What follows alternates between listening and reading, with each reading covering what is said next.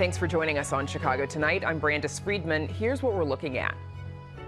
Gas and food prices are still going up. What's causing that, and what does it say about the rest of the economy? Takeaways from President Trump's visit to China.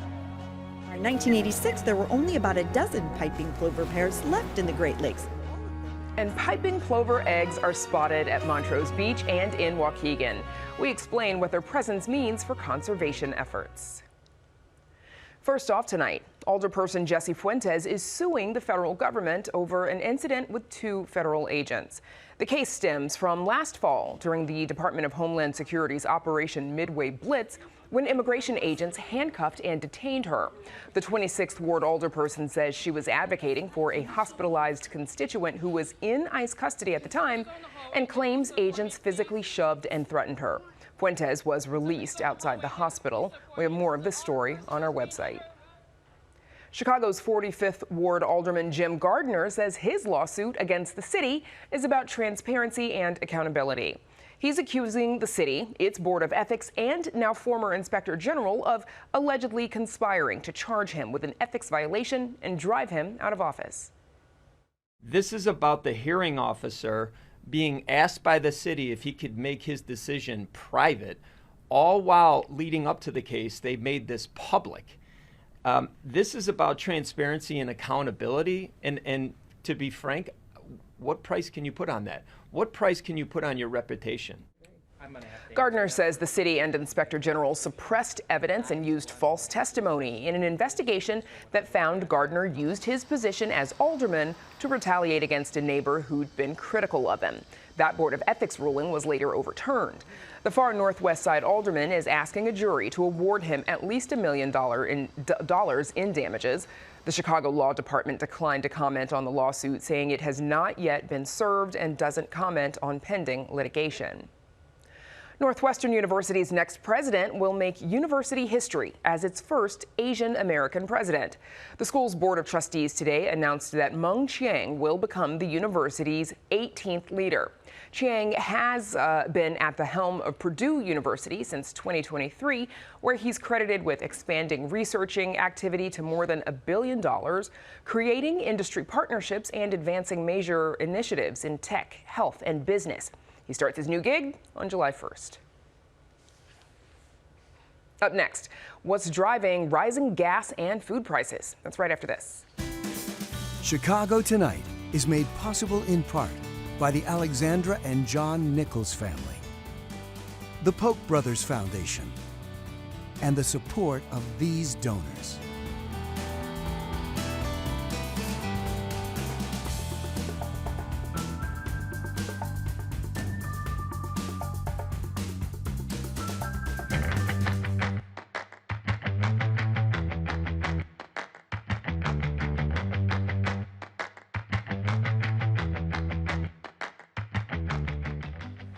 Travelers are preparing to hit the road for the upcoming Memorial Day weekend, and their wallets may take a hit too. Gas prices in Chicago are up 70 cents from a month ago and nearly $1.70 compared to last year. Meanwhile, inflation is up and disruptions to fertilizer shipments are leading to uncertainty in the agriculture business. Joining us are Ken Foster, professor of agricultural economics at Purdue University, and Sam Ori, executive director of the Energy Policy Institute at the University of Chicago. Thanks to you both for joining us.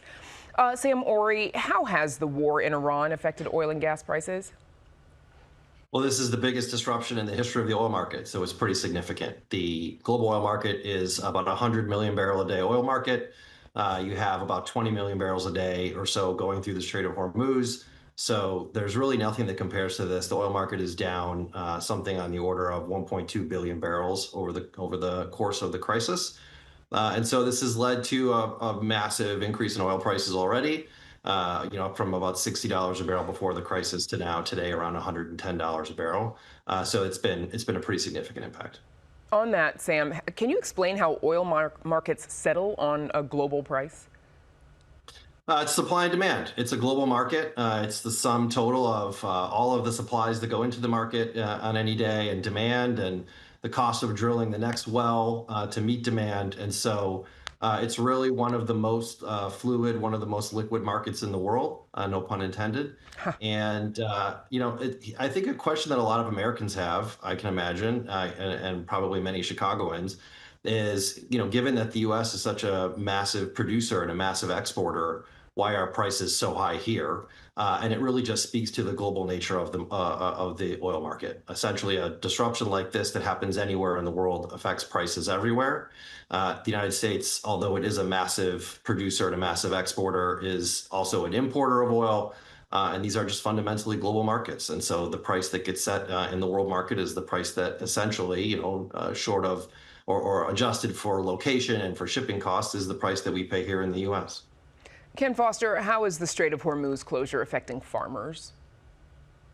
Well, I think it's broadly separate depending on where you are in the United States. If you're a Midwestern farmer, most Midwestern farmers secured their fertilizer prior to the conflict, and in some cases even applied it last fall.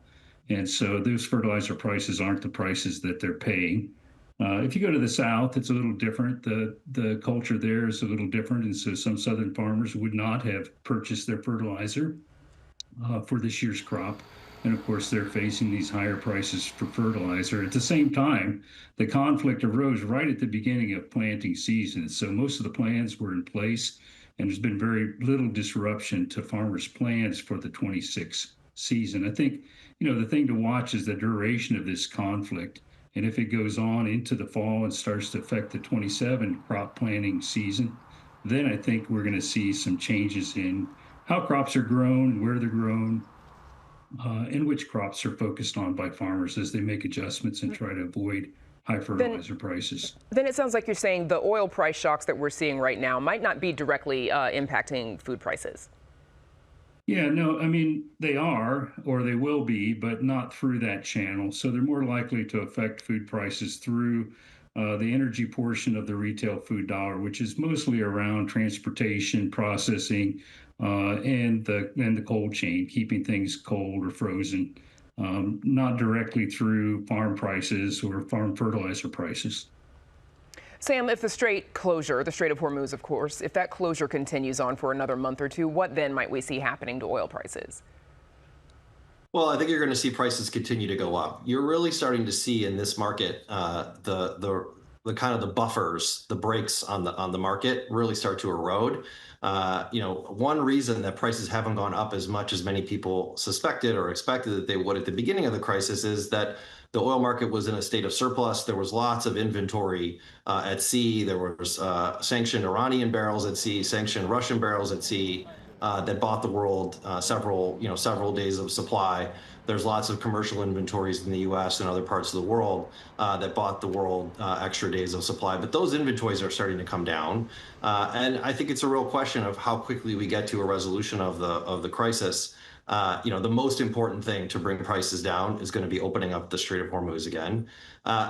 Even once the Strait opens, I think something that's important to understand is that it is going to take some time for the oil market to really re-equilibrate, for barrels to start flowing back through the Strait of Hormuz again. I think, estimates range from 3 to 6 months. I'm hearing more and more that it will take up to 6 months for the oil market to stabilize and normalize. And so, you're starting to see the forecast come out from places like Goldman Sachs and other oil market forecasting experts who are saying prices, even if the crisis were to resolve tomorrow, you're looking at prices, close to $100 a barrel through the end of the year. Ken, if and when the Strait does reopen, how would you expect fertilizer prices to respond? Yeah, fertilizers markets are very much like the oil market. It's a global market. It's very fluid.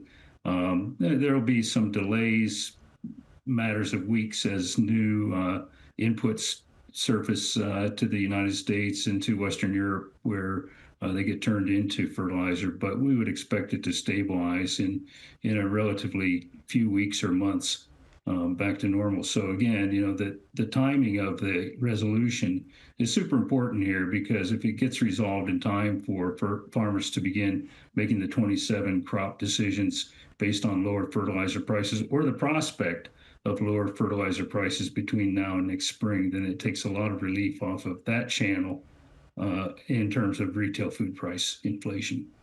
Sam, you mentioned, prices not, shooting quite as high as some people expected they might have when the conflict started. That said, we're at a little over $5 a gallon today, which I think that is enough for some folks. I think it's hard to imagine prices going much higher. It is the point where we're starting to see some demand destruction. It's true. I mean, prices are up about 55% from before the crisis. It's costing the typical American household around an extra $100 a month in gasoline spending. So that's less money that's available for groceries or going to a baseball game or whatever it might be. But it is certainly the case that prices can go higher. If the crisis is not resolved soon, if this is dragging out into June, and it's hard to imagine it dragging on beyond June into July, there's not going to be enough of a buffer left. We really are drawing down the inventories at a historic pace. There's never been a drawdown in inventories like this, which is what you would expect to match this kind of historic crisis. So when we get to the point where there aren't those inventories available as a buffer, and you really get into a shortage situation in the world market, prices will have to go higher to bring the market into equilibrium. And so you're missing 20 million barrels a day-ish of oil. It will have to, the demand will have to go down to make demand and supply come into equilibrium, and that is going to require much higher prices. So the most important thing that can happen in terms of the oil market, I mean, this is obviously a foreign policy. This is a national security crisis. There's many other considerations, but from an oil market perspective, the most important thing that can happen is getting the strait back open and getting barrels flowing through the strait again. Ken, we've got about 30 seconds, but what other policy decisions, short of reopening the Strait of Hormuz, might meaningfully impact the cost that farmers are paying? Well, I think more than the cost side, we've seen some relaxation in terms of renewable fuels policy that are going to help farm prices in the future, in particular soybeans, because soybean oil is primary input into making biodiesel, and there's been quite a bit of opportunity to expand that market now based on new decisions that were made in Washington. So hopefully that'll give a little higher revenues to offset the increased costs. Okay, that's where we'll have to leave it. Sam Orey and Ken Foster, thanks to you both for joining us. Appreciate it. Thank you. Up next, details about President Trump's visit to Beijing.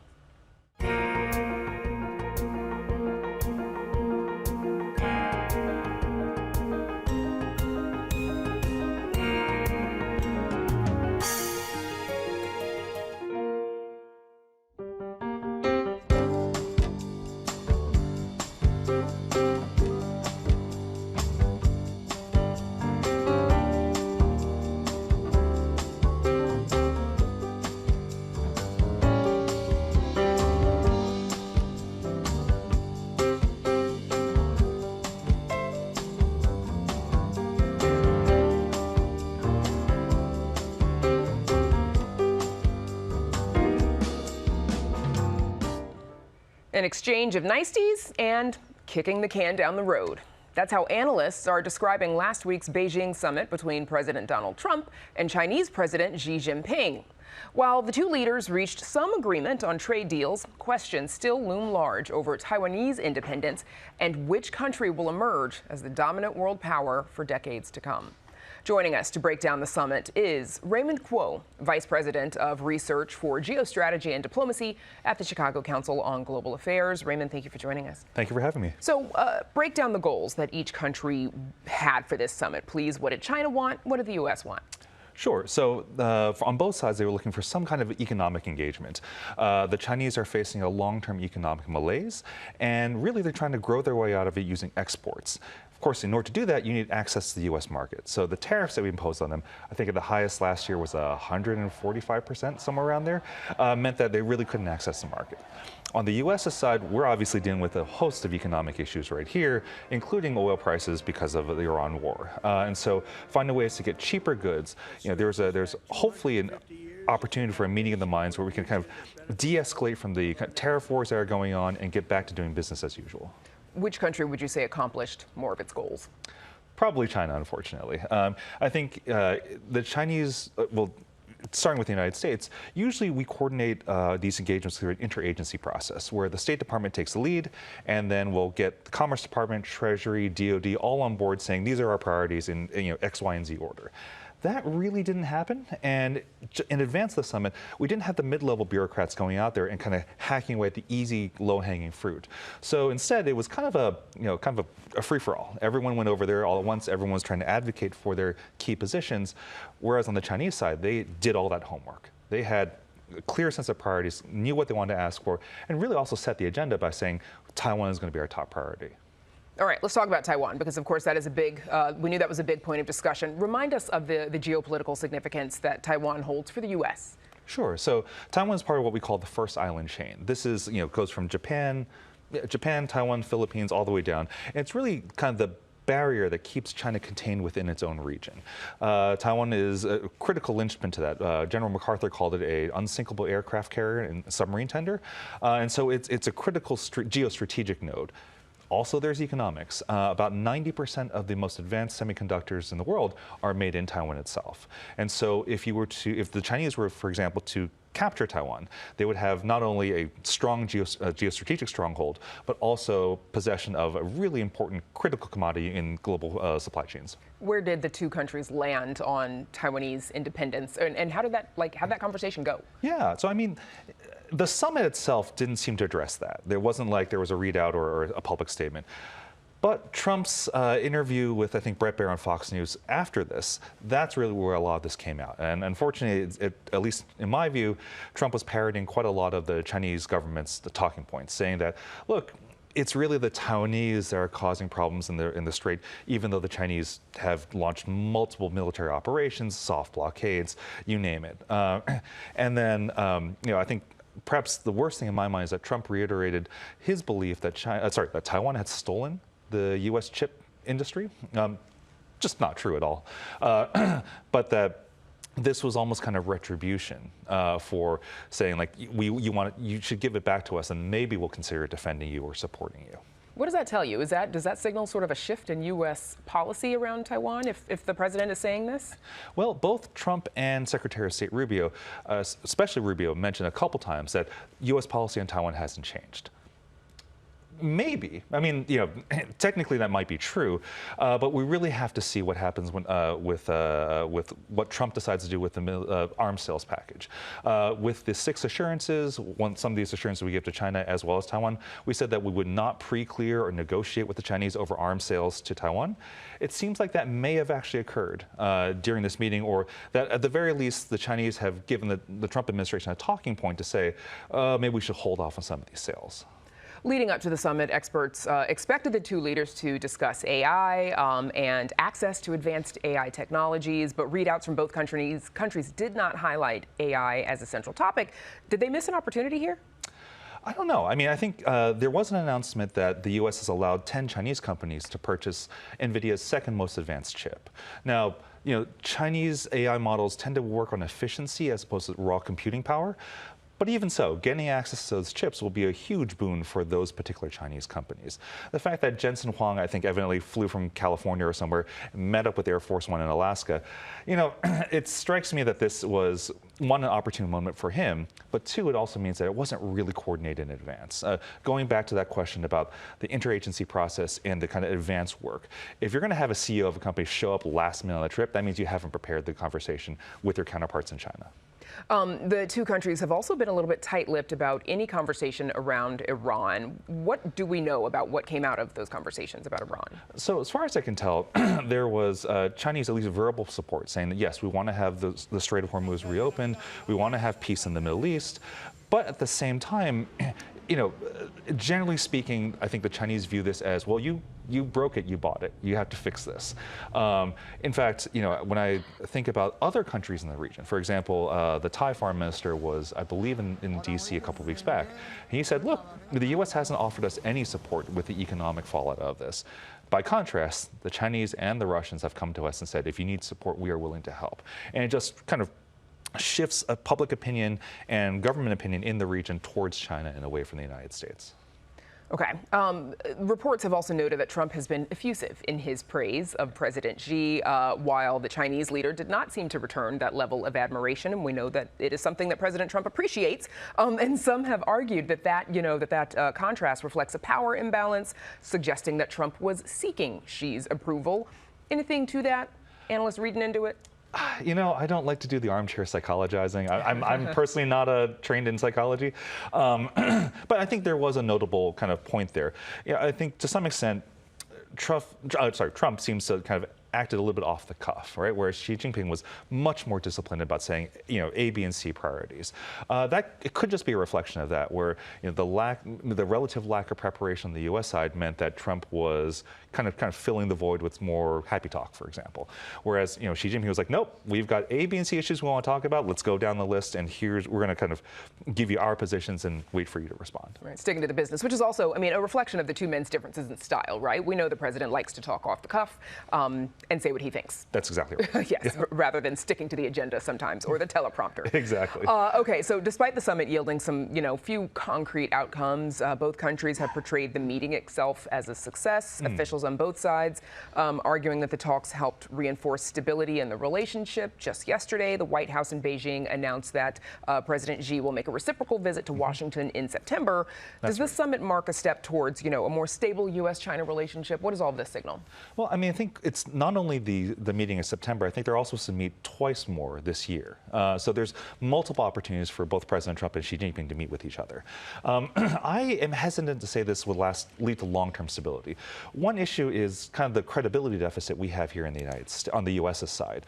When Trump, for example, talks about our trade deals with Canada and Mexico being the worst he's ever seen, those were negotiated under his first term. And so if you're willing to stab your own kind of trade agreements in the back, how much can the Chinese trust that we'll actually commit to this long term? Right, a relationship I'm sure you'll be keeping an eye on. We'll have you back to discuss it again next time. Raymond Kuo, thank you so much. Thank you for having me. Up next, the story behind Plover Mania. WTTW News explains right after this.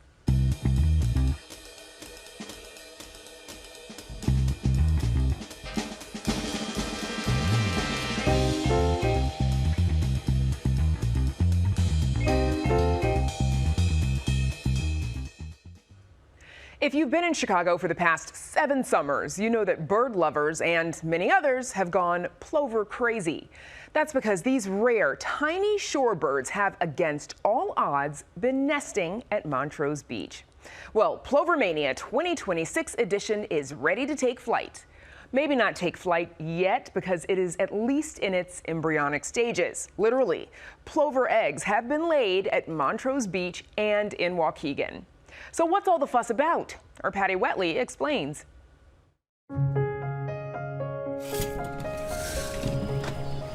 Chicago's lakefront is famously open and free. So why is a prime section of Montrose Beach roped off every summer? Because it's for the birds, literally, the piping plovers. Piping plovers are tiny shorebirds about the size of a smartphone, but a fraction of the weight. There used to be a few thousand of them spread across the entire Great Lakes, but then people took away a lot of the beaches where they lived, building houses, hotels, marinas, and resorts. By 1986, there were only about a dozen piping plover pairs left in the Great Lakes, all of them nesting in Michigan. The future looked so bleak for our feathered friends, they were officially added to the endangered species list. Fast forward to 2019. 2 of these rare creatures, a male and a female, turned up on Montrose Beach. Chicago's birders rejoiced. Huzzah! There hadn't been a nesting pair in Cook County since Harry Truman was president. But against all odds and logic, a pair of plovers had landed on one of the most crowded beaches in Chicago and decided to start a family. Amazing! Maybe a slightly unwise choice on the plovers' part, but amazing. An army of volunteers quickly formed to protect the plovers, who they named Monty and Rose, from beachgoers and other threats. Long story short, the couple, and eventually their chicks, spent the summer charming the pants off Chicagoans before flying south for the winter. And what do you know, like all summer blockbusters, this tale has a sequel. Monty and Rose returned to Montrose to nest again in 2020. Incredibly, they landed in Chicago within hours of each other, despite spending the winter on opposite sides of the Gulf of whatever. The dynamic duo completed the trilogy in 2021, raising a 3rd group of chicks at Montrose. Alas, in 2022, the saga took a tragic turn. Rose never made it back to Chicago, and Monty died of an infection, though some would say it was really of a broken heart. Still, the legacy of these lovebirds lives on, not just in their son Imani, who's also found a mate at Montrose, but in the goodwill these two crazy kids created for their species. Monty and Rose putting the love in plover.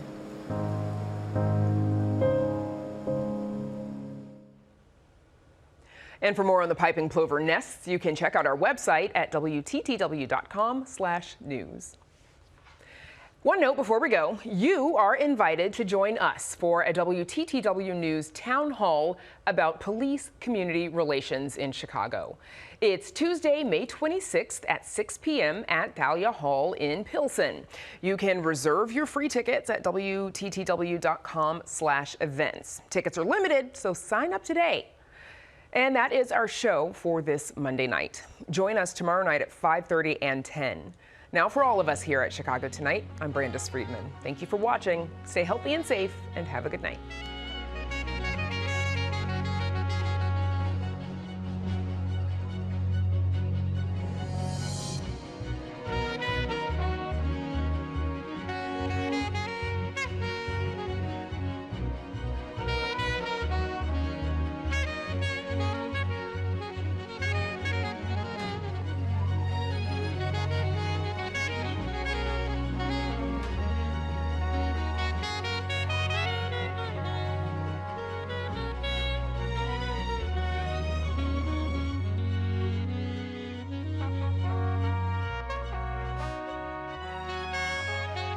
Closed captioning is made possible by Robert A. Clifford and Clifford Law Offices, a Chicago personal injury and wrongful death firm that supports educational initiatives in the legal profession.